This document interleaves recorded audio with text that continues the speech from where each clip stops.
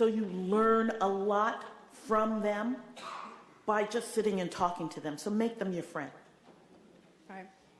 Great. Other questions? No one wants to ask about Wall Street bonuses?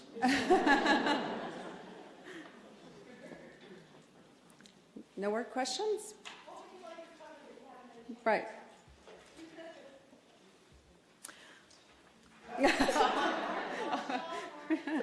I'm a little shy.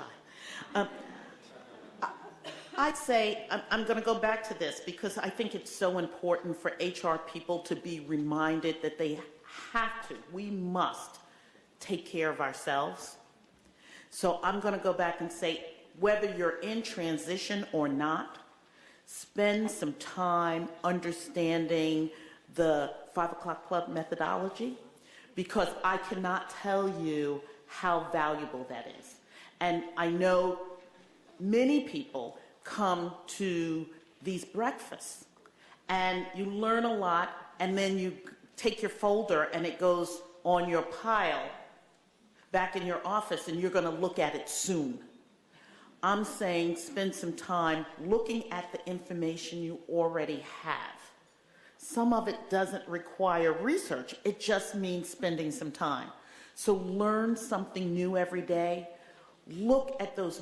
The 5 o'clock books are absolutely phenomenal. Understand the methodology.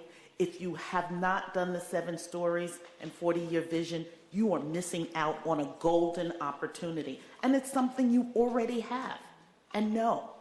And just like you talk about the networking that you do, visit the insider groups so that you can understand what people who are in transition going through, and also it helps you understand what's needed for the future. And when you take care of you, you can then do other things so much better. So that's what I would suggest. Another, yes, question.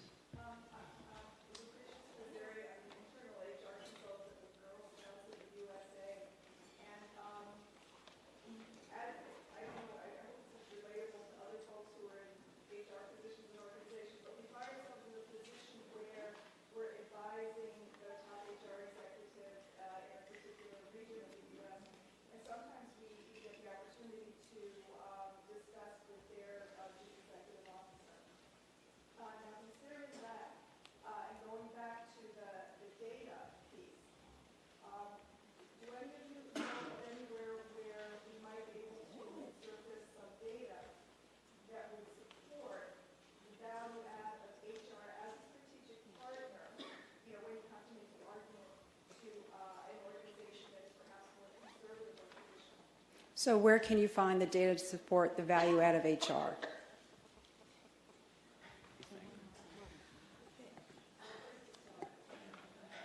Well, one place I would start, because I can't think of a source immediately, but one place I would start with was go to SHRM. I'm sure that they must have lots of reference materials and maybe even some studies that would support that.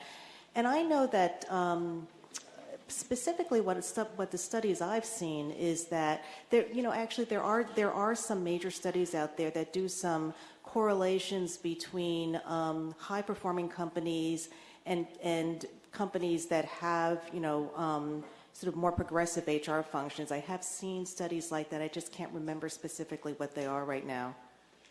But studies are one thing. Again, it goes back to the perception of the management team. Yeah. Understanding what possible objections they could have.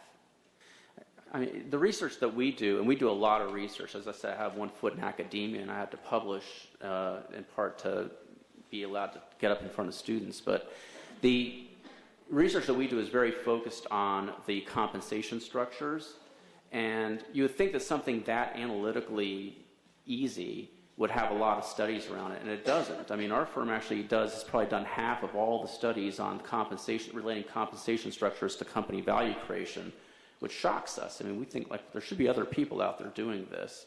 It's really hard to get good, rigorous studies on a lot of these HR areas, we find. And, relating talent management to shareholder value, forget about it. I think it's just too soft. I agree with what Stacy was saying. I think what Diane was implying as well, that the big sales pitch in the organization about getting HR taken more seriously, I don't think it's for lack of data, really. I think it's more for demonstrating in our organization what do we have to gain by having a more strategic view on HR. Yes.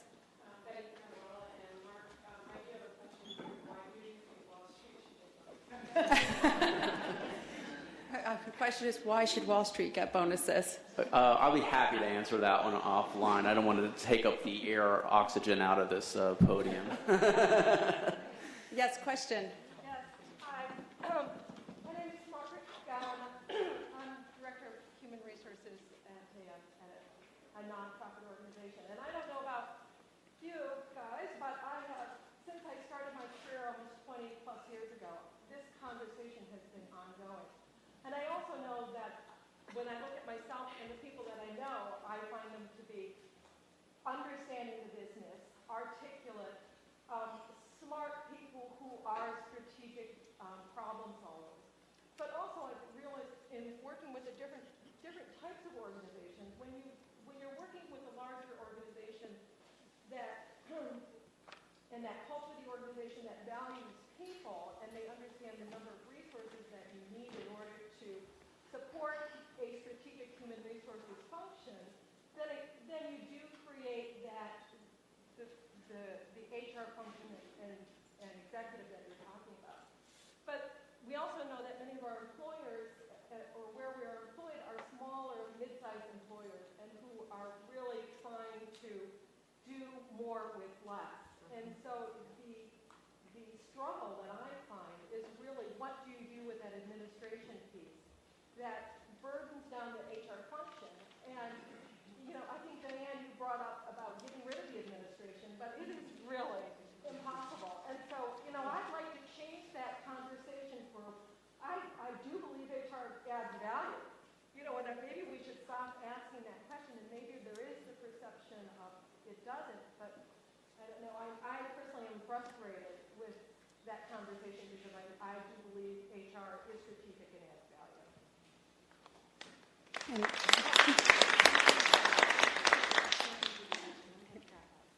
So how do we get the perception changed, and how do we focus on changing the topic more to dealing with the administrative? We have 2 minutes. Just 2 minutes. Well, one thing that I would say is that I would challenge you to think about other parts of the organization that does administration. I mean, there has to be other parts of the organization that can do things like that. So that would be the first thing, which I know may not be an easy answer. I think that the other thing to look at also is that there are a lot of systems out there today that really do make it much more of a self-service for employees in terms of employees getting assistance on a lot of day-to-day routine matters. And I do think that, it's a thorny issue, but we've got to figure out a way to solve for that, because what will clearly become, what will be clear is that if a lot of the role of HR is really saddled with administration, that's going to be outsourced. And then there won't be a job or a function anymore. He's not letting me talk. I'm not saying a word. No, we have to really Okay. First of all, let's give our applause. Great panelists, great audience. I promise we'll have stage seating next time. We thought it was going to snow, and we just accepted too many registrations. We turned people away, believe it or not. I just really want to thank Tina Allen and Anita, and you've got to meet a lot of our coaches. Thanks for the audience, and thanks again for the panelists, and we'll see you next time. It's a really exciting seminar. Thank you again. Pleasure. And thanks for Stacy Gerald for facilitating. Terrific.